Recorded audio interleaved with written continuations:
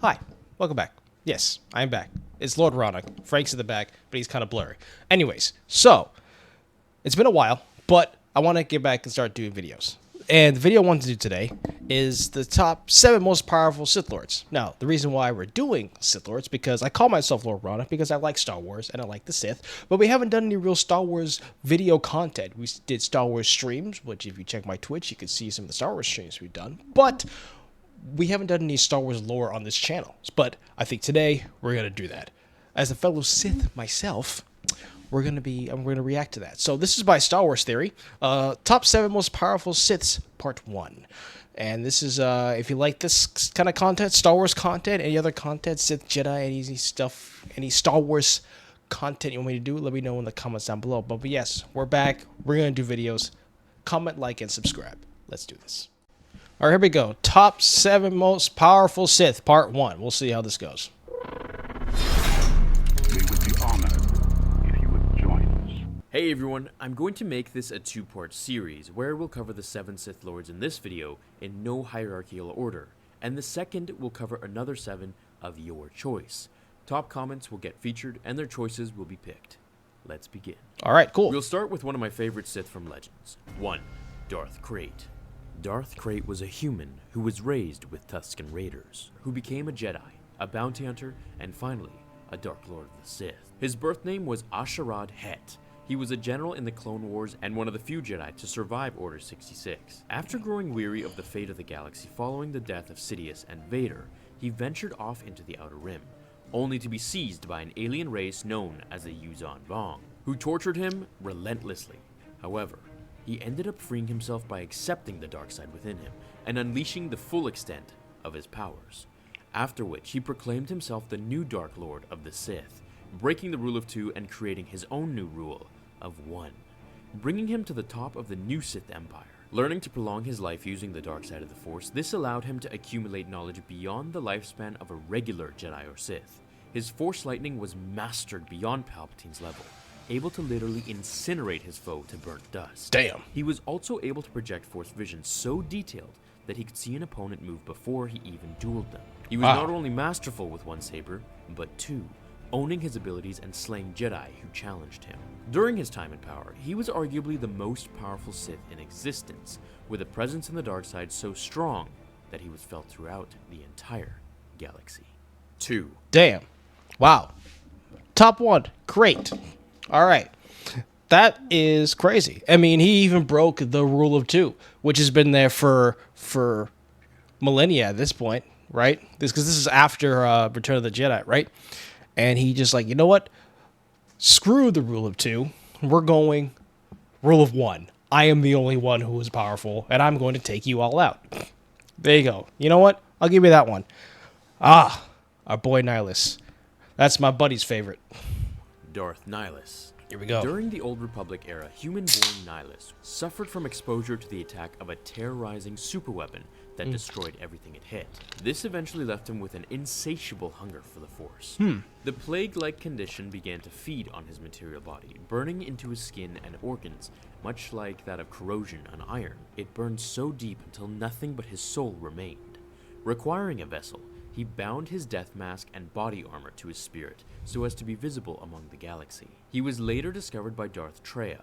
She took Nihilus back to Malachor 5 and put him under her tutelage along with Darth Sion, and trained him in the ways of the dark side. When his hunger for power became insatiable, he would drain entire planets from their life force, leaving it withered, dry, and uninhabitable. When he later attempted to absorb an entire Jedi Academy, he was beaten and killed by a large group of Mandalorians. His Force powers included Force Drain, Rage, Lightning, Scream, Whirlwind, and Heal.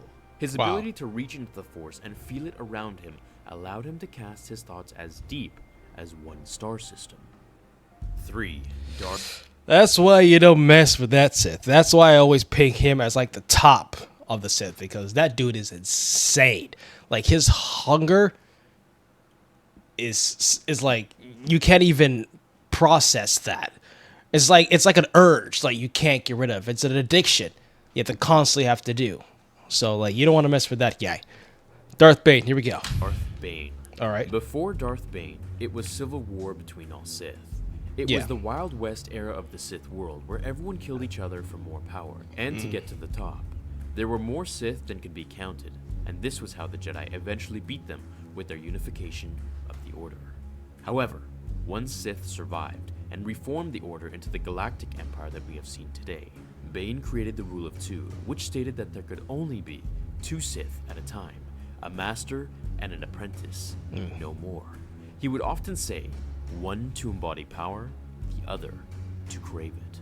Extremely ruthless with the lightsaber and the Force, he was one of the most well-rounded to rule the galaxy for his time. Eventually being killed by Jedi, his work lived on through his apprentice who they believed didn't exist. After Bane's death, his remains were placed into a sarcophagus in the Valley of the Dark Lords on Moraband, the ancient Sith homeworld. His vision of the Sith Moraband? hiding within the shadows I thought it was. of one day You mean Korriban? amidst the Jedi's surprise and turned the Republic into an empire was successful. However, short-lived when Anakin returned at the end of the Return of the Jedi to kill Emperor Palpatine. 4. Oh. Exar Kun. Like most of Yeah, so we know a lot about Darth Vader. He's basically the foundation of the what we call the modern prequel Star Wars Sith, the modern Sith, basically, of that time period. He basically was the foundation of that. I've always been a big Old Republic fan. I played the Old Republic games. It's one of my favorite, I think, eras of Star Wars in my opinion, because of all the Sith and all the stuff that's going on. But yeah, that's a good foundation. the greatest Sith, Exar Kun was Exar Kun, first alright. a Jedi. Lured to the ways of the dark side since he was a young boy, he soon left the Order after killing one of the Masters. In pursuit of darker teachings, he traveled to the planet Onderon to awaken the spirit of Frieden Nad. He became his apprentice and learned all that he could. Once he had no more to learn from his master, he destroyed the spirit and set out to dominate the galaxy and fight in the Great Sith War. Exar Kun was the inventor of the dual-bladed lightsaber, thousands of years before Darth Maul was even born. Once at the height of his power, Kun raided the Jedi Temple on Coruscant, convincing Padawans to turn on their masters just as he had. He then murdered the Supreme Chancellor of the Galactic Republic and killed the Grand Master of the Jedi Order. Over time, it took thousands of Jedi to finally kill Exar Kun by eternally trapping his spirit on Yavin 4's temple. Millennia later, Luke Skywalker created his new Jedi Order within the same temple on Yavin 4, where Kun rose to turn Skywalker students against him and nearly ripped Luke's soul from his body before he was saved. Even beyond the grave, he was extremely dangerous and powerful. 5. Damn, I can't believe Exar Kun was actually affecting, Luke during time, because he was like old. He was an old Sith. I'm still saying, like, they don't always die. You know what I'm saying? Some of these Sith is when they want to stay alive. We're known for just, hey, you can't kill me, dog. You just can't. Darth Plagueis. Plagueis was extremely gifted with the Force, much like his apprentice, Darth Sidious. Unlike most Sith who lived to attain power, he valued knowledge much more. He possessed the ability to manipulate the Force. Uninterested in the ability to live after death as a ghost, his primary focus was the living realm. He also possessed the ability to essence transfer, a skill he learned from his master who was named Darth Tenebris, a crazy Sith Lord scientist that had created a poison that could cut a Jedi's connection to the Force. However, he wasn't very successful. During his time alive, he taught Palpatine everything he knew, and from the shadows pulled the political strings to bring him to power. He was by far one of the most knowledgeable Sith to ever live. Plagueis is believed to have created Anakin Skywalker, and he was also very skilled in lightsaber combat, and particularly speed. Able to vanish at a moment's notice, he was also said to move as fast as a lightning bolt. Wow. 6. Valkorion. Now, this guy, I'm telling you right now, this was Old Republic's Palpatine. I'm just saying that.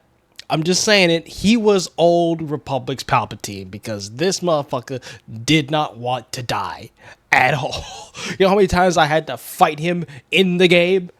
Multiple times. And then I had to fight him, 3 versions of him, in the final thing where he was there, man. Oh boy. Possibly the darkest Sith Lord to ever live. Oh yeah. Lord Vitiate, also known as Valkorion, Tenebrae, and Sith Emperor, started his journey at the age of 10 when he killed his father with a mere thought. Mentored by Marco Ragnos, he soon after took the title of Sith Lord. Over the next century, he learned as much as he could about Sith magic and alchemy, aiding in his immortality. The longest ruling Sith Lord, Vitiate was in power for over 1,000 years. Even after his body began to decompose, he learned the art of essence transfer and moved his consciousness from one vessel to another. He could also pass parts of himself to infants, creating an army that he called the Children of the Emperor, who, like him, were gifted with Force powers. He was very proficient in Force lightning, while also being able to bend reality and warp it. His power, however, wasn't all organic. It was mainly taken from holocrons, relics, rituals, and spells, something other Sith did not abuse to the same degree. 6. Darth Sidious. Here we go. Papa Palpatine. Let's go. Emperor Palpatine. Scheming, powerful, and evil to his core. Darth Sidious restored the Sith and destroyed the Jedi Order through Order 66 and his manipulations of the Galactic Senate, not to mention Anakin Skywalker. Living a double life, Sidious was in fact Palpatine, a Naboo senator, and Phantom Menace. He slowly manipulated the political system of the Galactic Republic until he was named Supreme Chancellor, and eventually Emperor, ruling the galaxy through fear. I'm sorry. This fucking face.